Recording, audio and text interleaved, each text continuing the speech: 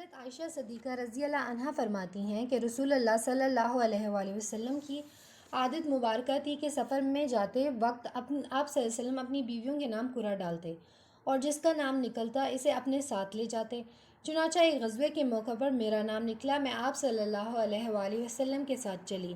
یہ واقعہ پردے کی آیتیں اترنے کے بعد کا ہے۔ ہوتا یوں ہے کہ میں اپنے حوض میں بیٹھتی اور جب قافلہ چلتا تو یوں ہی حوض رکھ دیا جاتا۔ ہم غزوے پر گئے، حضرت صلی اللہ علیہ وسلم غزوے سے فارغ ہوئے اور واپس لوٹے اور مدینہ کے قریب آ گئے۔ رات کو چلنے کی آواز لگائی، میں قضائے حاجت کے لیے نکلی اور لشکر کے پڑاؤ سے دور جا کر میں نے قضائے حاجت کی، پھر واپس لوٹی۔ لشکر گاہ کے قریب آ کر میں نے اپنے گلے کو ٹٹولا تو ہار نہ پایا۔ میں واپس اس کے ڈھونڈنے کے لیے چلی گئی اور تلاش کرتی رہی۔ یہاں یہ ہوا کہ لشکر نے کوچ کر دیا۔ جو لوگ میرا حوض اٹھاتے تھے انہوں نے یہ سمجھ کر میں حسب عادت اندر ہی ہوں حوض اٹھا کر اپنے اوپر رکھ دیا اور چل پڑے۔ یہ بھی یاد رہے کہ اس وقت عورتیں نہ کچھ ایسا کھاتی پیتی تھیں، نہ وہ بھاری بدن کی بوجھل تھیں، تو میرے حوض اٹھانے والوں کو میرے ہونے یا نہ ہونے کا مطلق پتہ نہ چلا، اور میں اس وقت اول عمر کی تو تھی ہی۔ الغرض بہت دیر کے بعد مجھے میرا ہار مل گیا۔ یہاں میں جو پہنچی تو کسی آدمی کا نام و نشان بھی نہ تھا، نہ کوئی پکارنے والا، نہ جواب دینے والا۔ میں اپنے نشان کے مطابق وہیں پہنچی جہاں ہمارا اونٹ بٹھایا گیا تھا اور وہیں انتظار میں بیٹھ گئی کہ جب آپ صلی اللہ علیہ وسلم چل کر میرے نہ ہونے کی خبر پائیں گے تو مجھے تلاش کرنے کے لیے یہیں آئیں گے۔ مجھے بیٹھے بیٹھے نیند آ گئی۔ اتفاق سے حضرت صفوان بن معطل سلمی زکونی رضی اللہ عنہ جو لشکر کے پیچھے رہتے تھے وہ پچھلی رات کو چلے تھے، صبح کے چاند میں یہاں پہنچ گئے۔ ایک سوتے ہوئے آدمی کو دیکھ کر خیال آنا تھا، غور سے دیکھا تو چونکے۔ پردے کے حکم سے پہلے مجھے وہ دیکھتے ہی تھے، دیکھتے ہی پہچان گئے، اور با آواز بلند ان کی زبان سے نکلا، اِنَّ لِلَّهِ وَإِنَّا إِلَيْهِ راجعون۔ ان کی آواز سنتے ہی میری آنکھ کھل گئی اور میں اپنی چادر سے اپنا منہ ڈھانپ کر سنبھل بیٹھی۔ انہوں نے جھٹ سے اپنے اونٹ کو بٹھایا اور اس کی ٹانگ پر اپنا پاؤں رکھا۔ میں اٹھی اور اونٹ پر سوار ہو گئی۔ انہوں نے اونٹ کو کھڑا کر دیا اور بھگاتے ہوئے لے چلے۔ قسم اللہ کی نہ وہ مجھ سے کچھ بولے، نہ میں نے ان سے کوئی بات کی، نہ سوائے اللہ کے میں نے ان کے منہ سے کوئی کلمہ سنا۔ دوپہر کے قریب ہم اپنے قافلے سے مل گئے۔ بس اتنی سی بات کا ہلاک ہونے والوں نے بتنگڑ بنا لیا۔ ان کا سب سے بڑا اور بڑھ بڑھ کر باتیں بنانے والا عبداللہ بن ابی تھا۔ مدینے آتے ہی میں بیمار پڑ گئی اور مہینے بھر تک بیماری میں گھر میں رہی۔ نہ میں نے کچھ سنا، نہ کسی نے مجھ سے کہا۔ جو کچھ غل غپاڑہ لوگوں میں ہو رہا تھا میں اس سے بے خبر تھی۔ البتہ میرے دل میں یہ خیال بعض اوقات گزر جاتا کہ رسول اللہ صلی اللہ علیہ وسلم کی مہر و محبت میں کمی کی کیا وجہ ہے؟ بیماری میں عام طور پر جو شفقت رسول اللہ صلی اللہ علیہ وآلہ وسلم کو میرے ساتھ ہوتی تھی، اس بیماری میں وہ بات نہ پاتی تھی۔ اس لیے مجھے رنج تو بہت تھا مگر کوئی وجہ معلوم نہ تھی۔ بس صلی اللہ علیہ وآلہ وسلم تشریف لاتے، سلام کرتے اور دریافت فرماتے طبیعت کیسی ہے، اور کوئی بات نہ کرتے۔ اس سے مجھے بڑا صدمہ ہوتا، مگر بہتان بازوں کی تہمت سے میں بالکل غافل تھی۔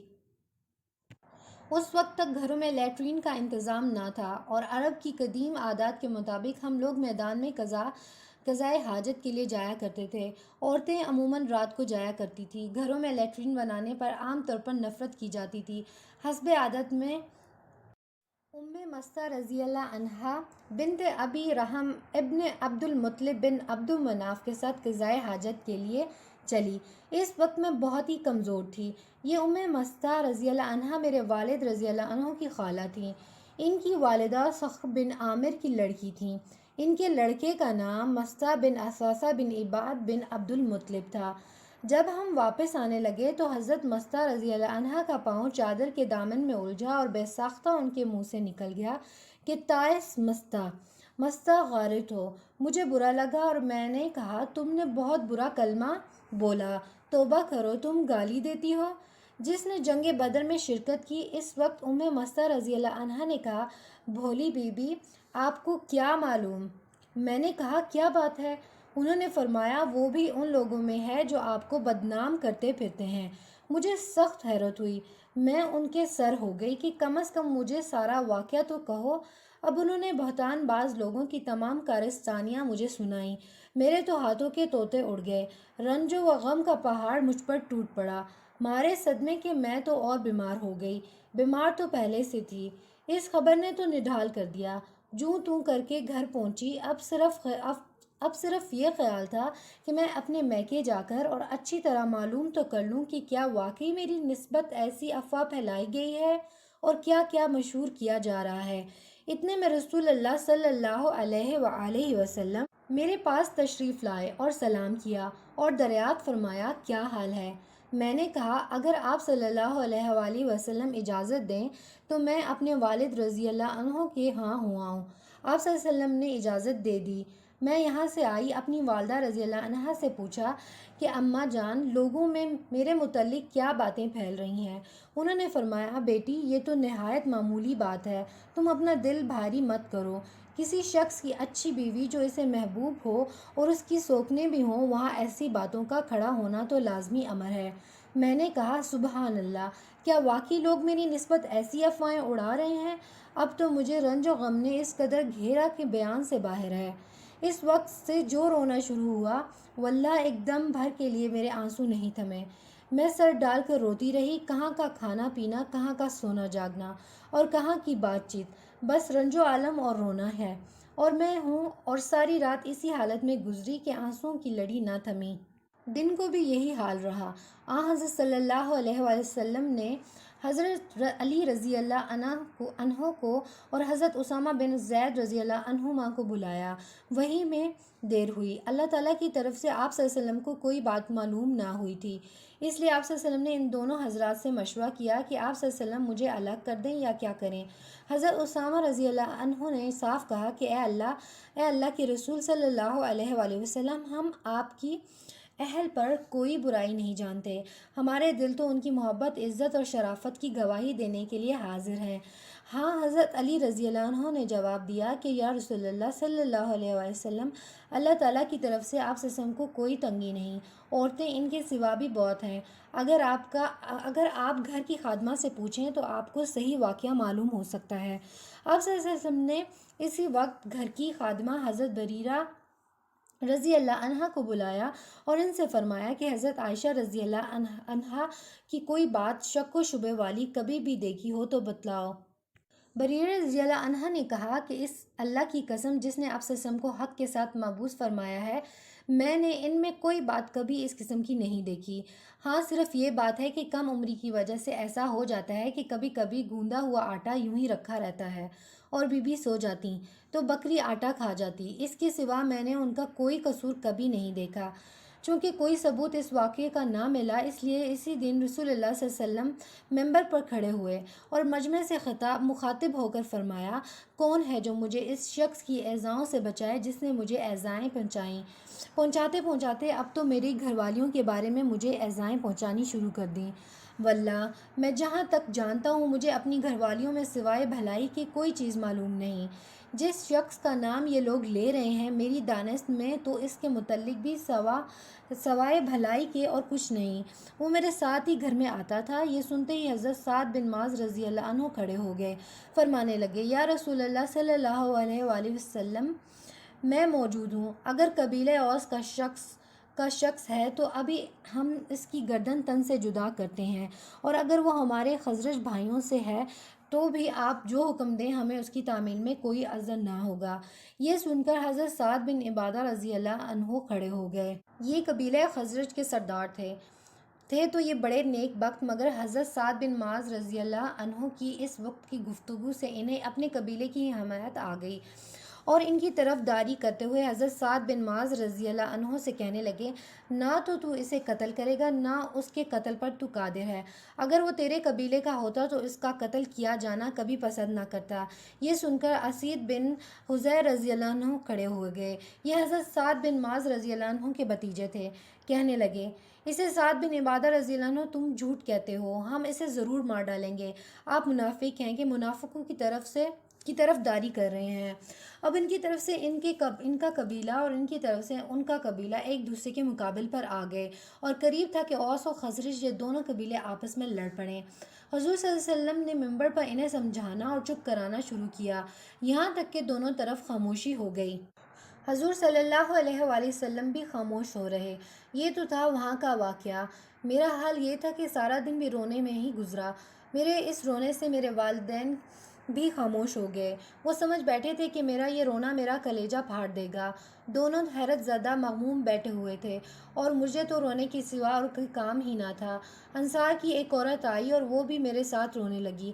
ہم یوں ہی بیٹھے ہوئے تھے جو اچانک رسول اللہ صلی اللہ علیہ وآلہ وسلم تشریف لائے اور سلام کر کے میرے پاس بیٹھ گئے۔ قسم اللہ کی، جب سے یہ بہتان بازی شروع ہوئی تھی آج تک رسول اللہ صلی اللہ علیہ وسلم میرے پاس کبھی نہیں بیٹھے تھے۔ مہینہ بھر گزر گیا تھا۔ رسول اللہ صلی اللہ علیہ وآلہ وسلم کی یہی حالت تھی۔ کوئی وحی نہیں آئی تھی کہ فیصلہ ہو سکے۔ آپ صلی اللہ علیہ وسلم نے بیٹھتے ہی اول تو تشہد پڑھا، پھر اما بعد پڑھ کر فرمایا کہ اے عائشہ رضی اللہ عنہا، تیری نسبت مجھے یہ خبر پہنچی ہے۔ اگر تو واقعی پاک دامن ہے تو اللہ تعالیٰ سے استغفار کر اور توبہ کر۔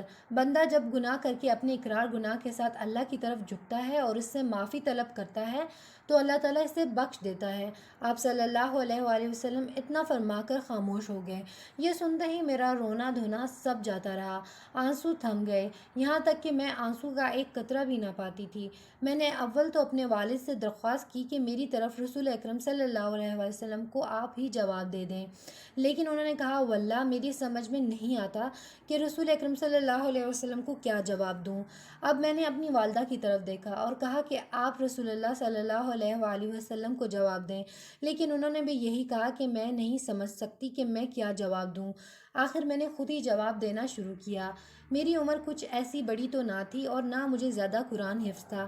میں نے کہا آپ سب نے ایک بات سنی، اسے اپنے دل میں بٹھا لیا، گویا سچ سمجھ لی، اور اب اگر میں کہوں گی میں اس سے بالکل بری ہوں اور اللہ خوب جانتا ہے کہ واقعی میں اس سے بالکل بری ہوں، لیکن تم لوگ نہیں مانو گے۔ ہاں اگر میں کسی امر کا اقرار کر لوں حالانکہ اللہ تعالیٰ کو خوب علم ہے کہ میں بالکل بے گناہ ہوں تو تم ابھی مان لو گے۔ میری اور تمہاری مثال تو بالکل حضرت ابو یوسف علیہ السلام کا یہ قول ہے۔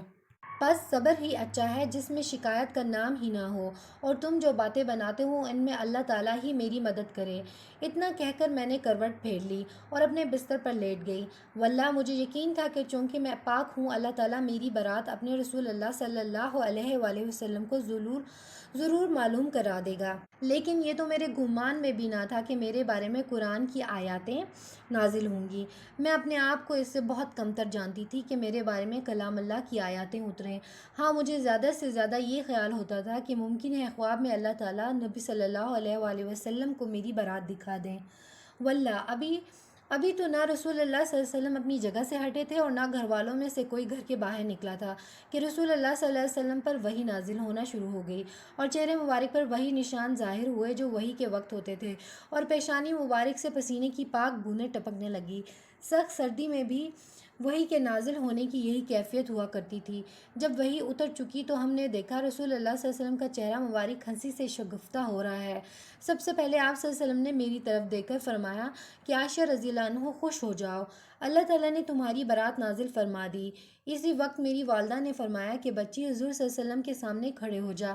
میں نے جواب دیا کہ واللہ نہ تو میں آپ صلی اللہ علیہ وسلم کے سامنے کھڑی ہوں اور نہ سوائے اللہ تعالیٰ کے کسی اور کی تعریف کروں۔ اسی نے میری برات اور پاکیزگی نازل فرمائی، اس لیے میں تو اس کی تعریف کروں گی اور اسی کا شکر ادا کروں گی۔ یہ واقعہ تفسیر ابن کثیر جلد 3 سے لیا گیا ہے۔ نبی صلی اللہ علیہ وسلم کو حضرت عائشہ رضی اللہ عنہ سے کتنی محبت تھی کہ اتنا بڑا بہتان لگنے کے باوجود ان کو طلاق نہیں دی۔ اس کے علاوہ جس منافق نے حرکت کی تھی اس نے کتنی تکلیف پہنچائی، لیکن افسوس صد افسوس آج بھی ایک طبقہ حضرت عائشہ رضی اللہ عنہا کے بارے میں گستاخانہ گمان رکھتا ہے، ان کی پاک دامنی کا صاف انکار کرتا ہے، حالانکہ قرآن نے اس عظیم عورت کے بارے میں برات کی آیاتیں نازل کی۔ کیا کوئی امہات المومنین یعنی مومنین کی ماؤں پر ایسے غلط الزام لگا سکتا ہے؟